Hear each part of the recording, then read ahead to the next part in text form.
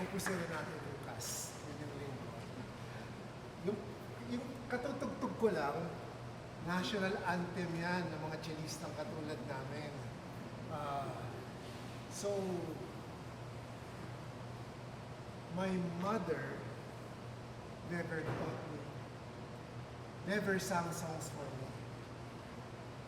What she did was, she just gave this that thing called the cello and learned that. Incidentally, my late father's sister, a cellist courted her. So when I was in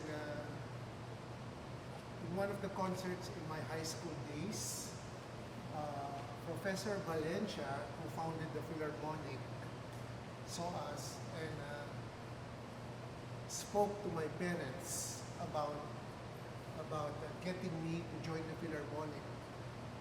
It was after high school, so I was not happy. I wanted to study, and after high school, I work.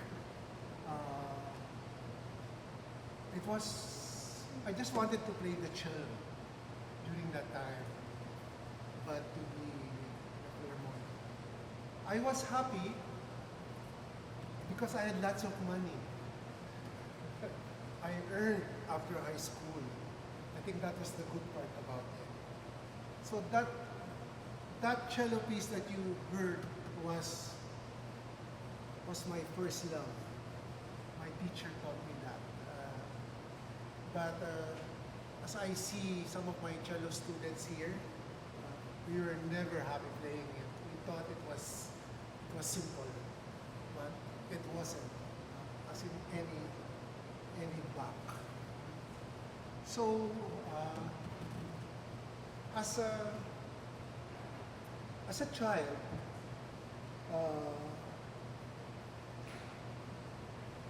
I remember when my children were growing, I recall childhood, they were watching, I don't know if kids here remember Madeline. It's a French cartoon. And the children were marching, they were taught musical instruments, they were taught how to sing, and they were complaining. They said, we just want to play, we don't want to practice. And I find it funny, and it reminded me of childhood. So the first piece is March.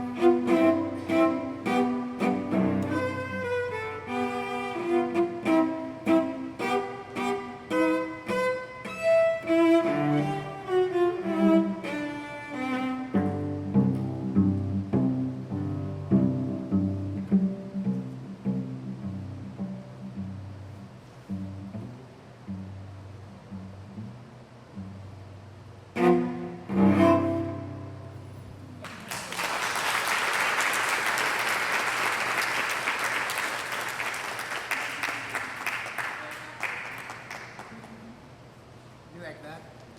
Ah. So, I love quoting. And one of my quotes about that I saw in Google is that childhood dreams are forever stuck in our soul. Take them out and play sometimes. That's why I chose that piece, March from Prokofiev.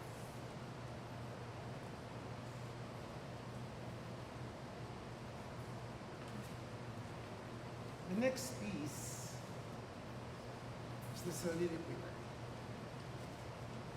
The title is El Cardiosel. It's Song of the Birds. It's a Catalan Christmas carol. When I was rehearsing here,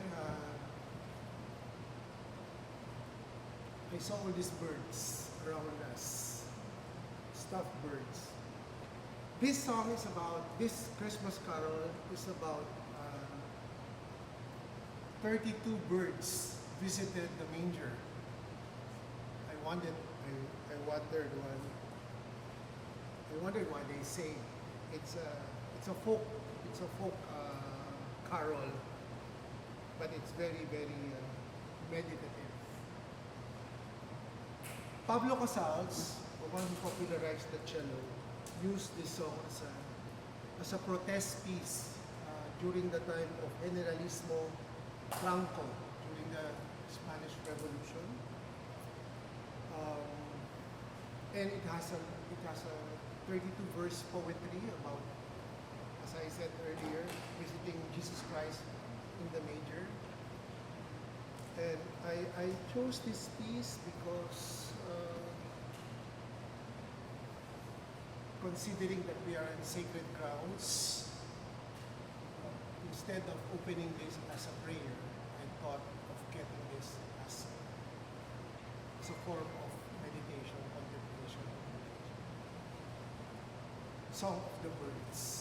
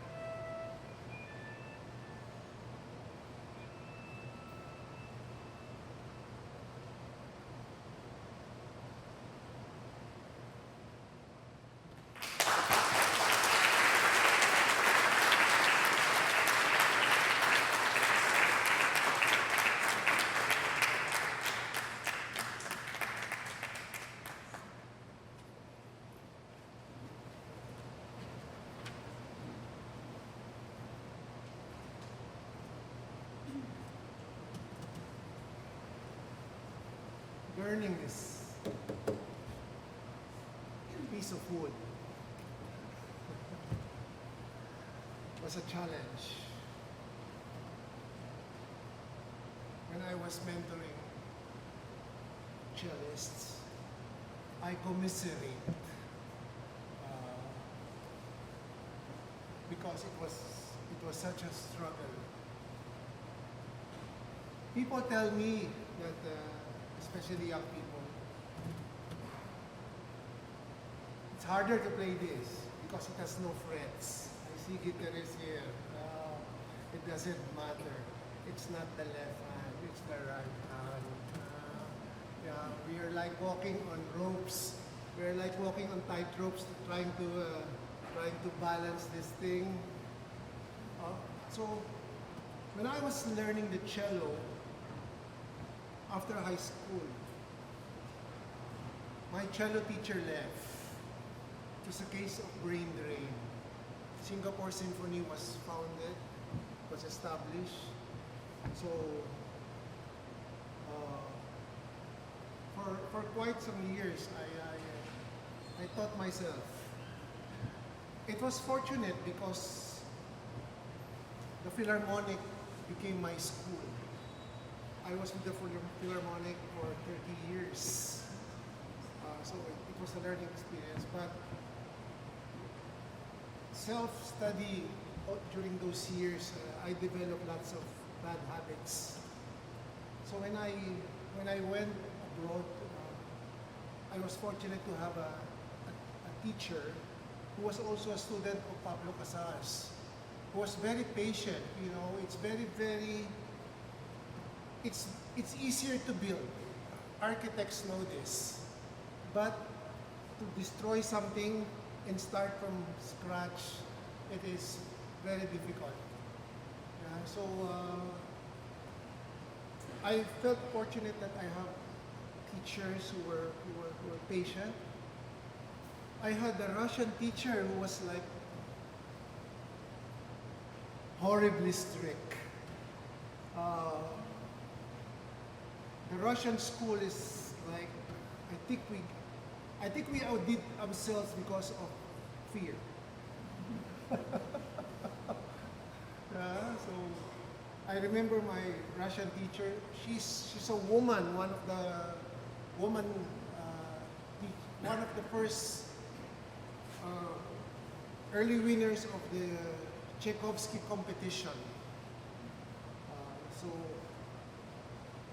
I was fortunate because the National Theatre, the Cultural Center of the Philippines, sent me to one of those cello congresses.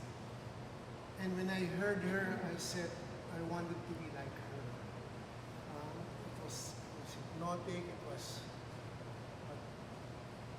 my first lessons with her. I'm not sure if it was a right decision with all that Russian style of teaching. But looking back, I think it was the right decision. So I chose this exercise. Cellists know this. Duport, horrible guy. He invented this etude. You know, etudes are repetitive exercises that all instrumentalists practice. Even singers do this. Pianists do this. Hanon, Czerny, all this, so that we are muscle trained. Our muscles are programmed. I always tell my students that we musicians are like athletes. The difference is that athletes train large muscles. We musicians train small muscles. We even have warm-ups like this. I always tell my story about it. The most important thing are the warm-up. Marami pa akong silya dito.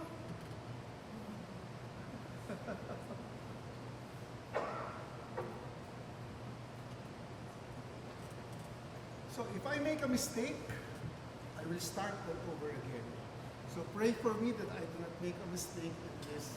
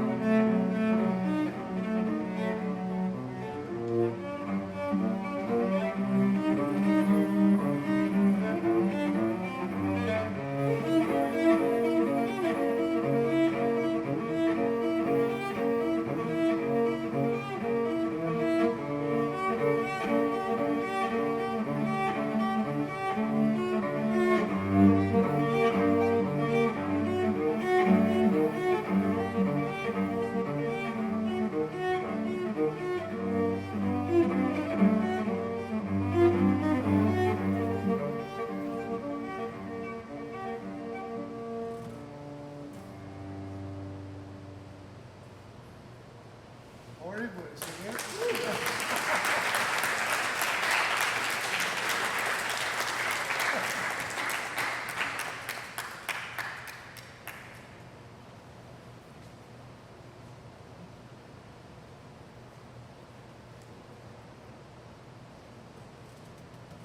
That's the easy part.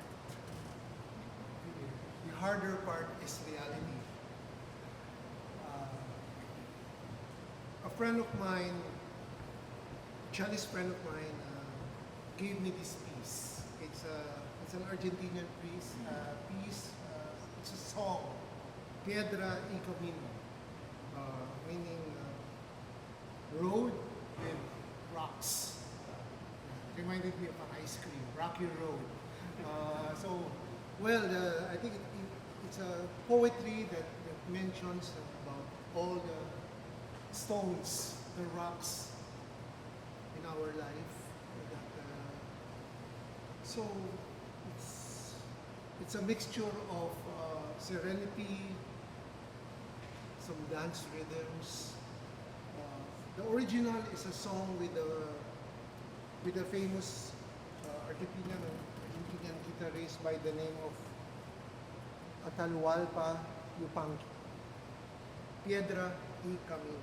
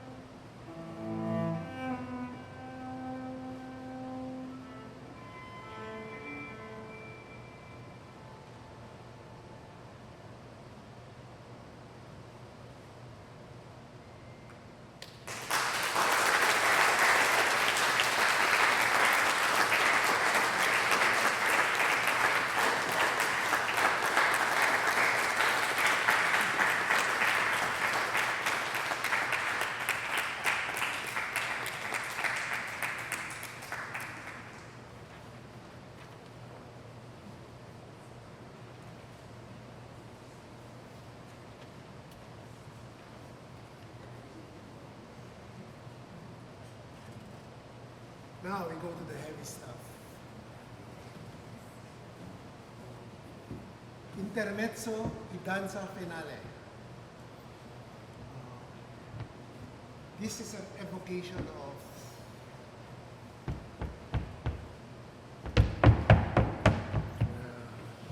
flamenco. Of course, for the flamenco dancer dance, the guitarist has an introduction that sounds like.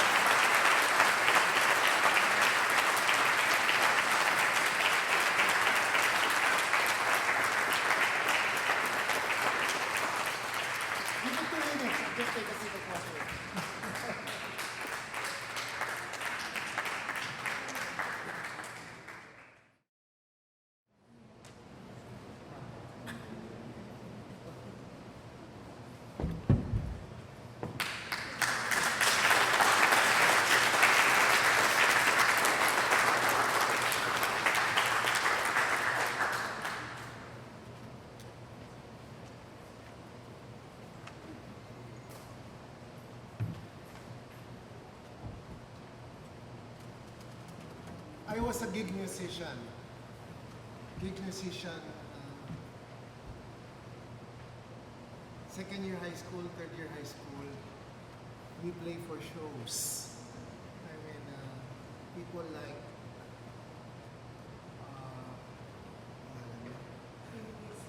Julio Desma, Basil Valdez, all these artistas.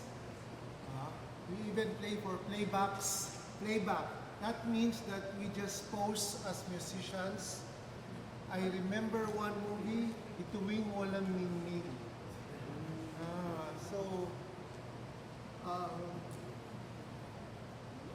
During the end of the lockdown, one of the friend of the late Willie Cruz, his name is Molino Duque. He's a lighting designer. He returned to CCT as one of the board. Called me up and said, Renato, can you play solo cello, Ituwing Walang Ningning? The lyrics is going to be narrated by Cherry Hill. We didn't know that Cherry Hill is going to have cancer then. So, mahirap na pag-usap yung manager niya siya. No. So, I said, what will I do? Play the melody all over and over again? No. I called a film scorer. His name is Nonong Buencamino, of the Buencamino clan. He's the film scorer of Marilo Diaz-Abaya. I've worked with him for a long, long time. If you've seen Rizal, the film of Marilo Diaz-Abaya, we scored with Nonong Buencamino. One of my son's name is Jose because while my wife is laboring, we were recording Rizal. So, unfortunately, Sharon has been associated with balutin mo ako whenever there is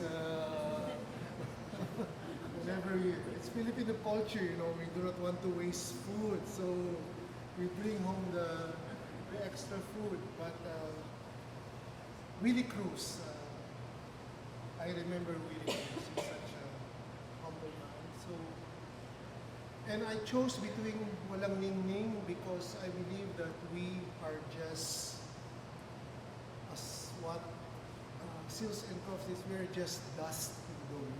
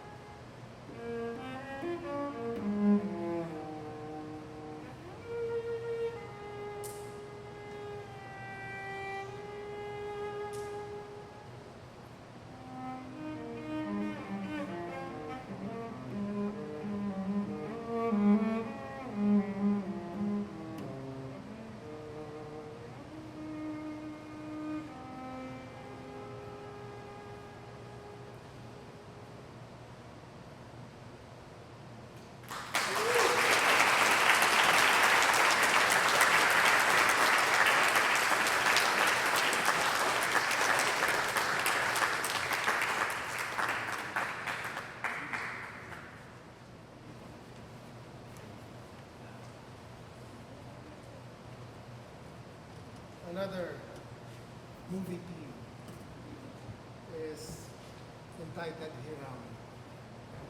I think it came from a 1986 film, Palimos ng Pag-ibig.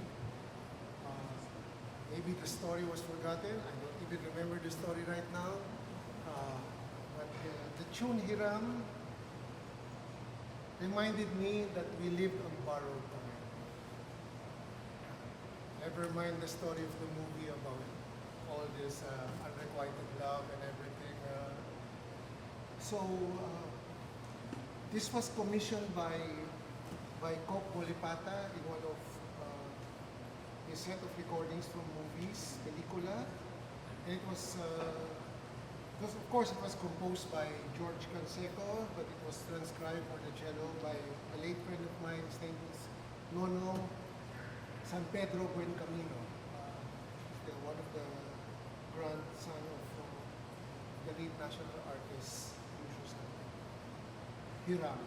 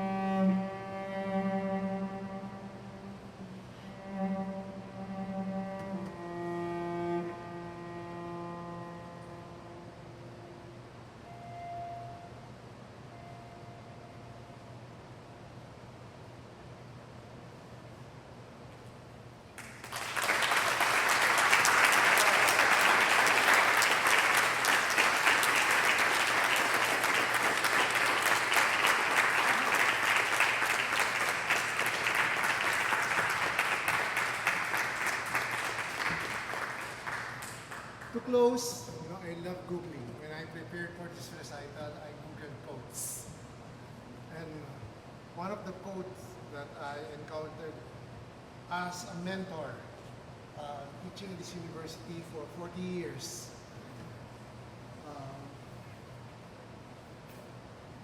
the quote says, "It's a thrill to fulfill your own childhood dreams, but as you get older, I'm 60.